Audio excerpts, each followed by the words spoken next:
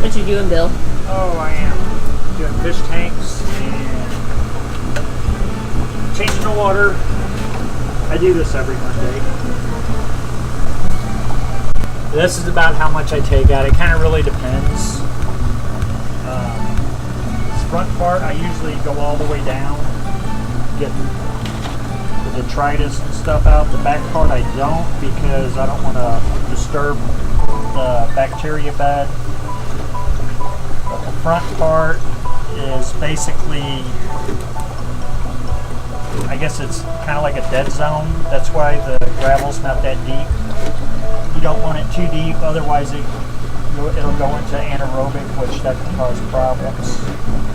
Yeah, since we have usually have a heavy stock of these tanks and fish, you do this once a week. Your home tank, you don't really necessarily have to do that. It's best to get a test kit and test it yourself. We will test water up here, but it's best to do what I do with my tanks at home. I do a water test once a week, and I write down the parameters, the pH, ammonia, nitrates, and nitrites, and then when the parameters start getting kind of high, then I'll do a water change, and then I'll kind of base that. I'll do that a few times. I mean, it can take like a month or two to kind of get this down. But we sell test kits here, but like I said, we will test your water. It doesn't really take that long, just a few minutes. This siphon hose that we use is right there. That aquavac, the Marina aquavac. And what it does is it hooks up to your sink, and it basically creates a suction and it drains your tank a little bit faster. And then it goes right down the drain. So but sometimes I get this like plant debris, and there's a mesh in here to keep it from, like large particles going down to the sink and clogging it. So every now and then I gotta kind of scrape this off. That's why I got my long bamboo stick. So now I am cleaning the fronts from the algae on it. And when I do this, I make sure there's because some of these tanks have little snails and stuff, so I make sure there's no snails in there, because if you get one in between the algae pad and the glass, it can scratch the glass. And then we do sell two different types of algae scrubbers. One is for glass tanks, the other is for acrylic tanks. And you can use the acrylic tank scrub pan on glass tanks. You just don't want to use this one right here. This is for glass, because it will scratch acrylic. For the most part, most of the tanks are glass, so you don't really have to worry too much about it. But I know like some of the really large tanks they make out of acrylic just because of the weight. But it's pretty easy. I do this last just because the water's a little bit low and I'm not splashing it all over the place. But I do this every Monday as well. Some of these tanks grow algae pretty quick, so sometimes the sales staff, they have extra time. They might, clean one or two of the tanks, the front glass.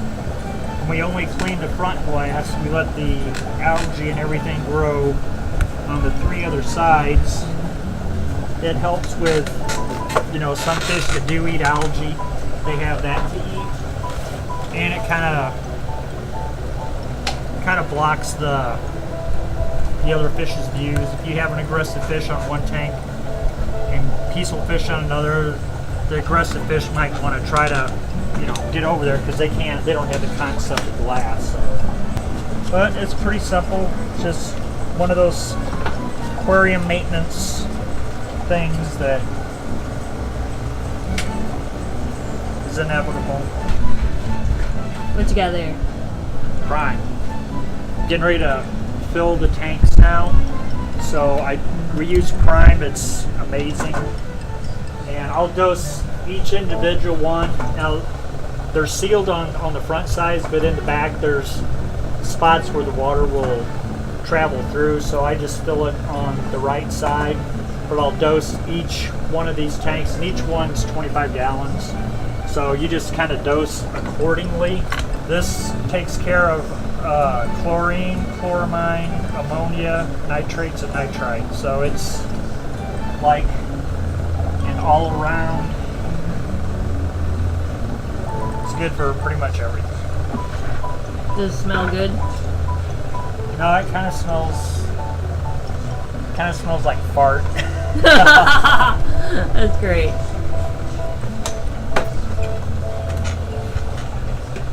And I just kind of put it back here. I gotta go turn the water on, I guess.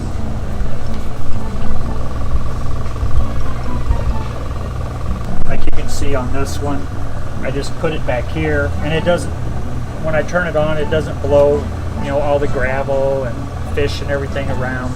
And then it'll slowly travel, you know, that way. And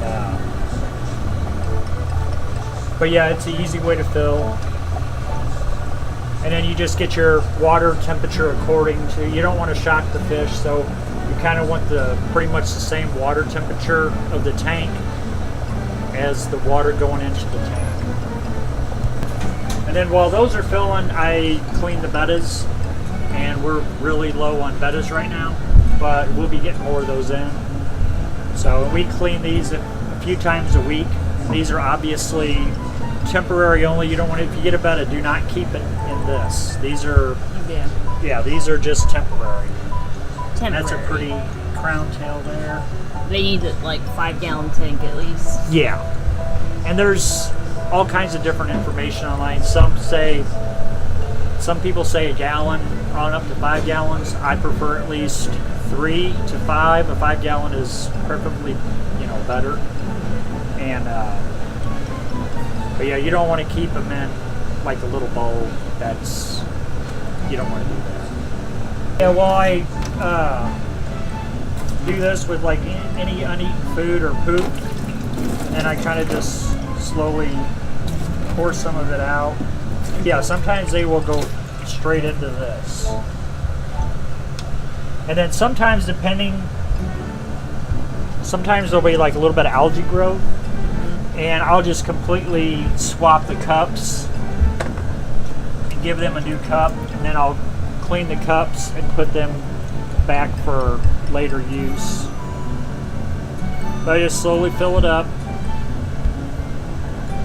to about right there. Then I feed them. Just little bitty munch.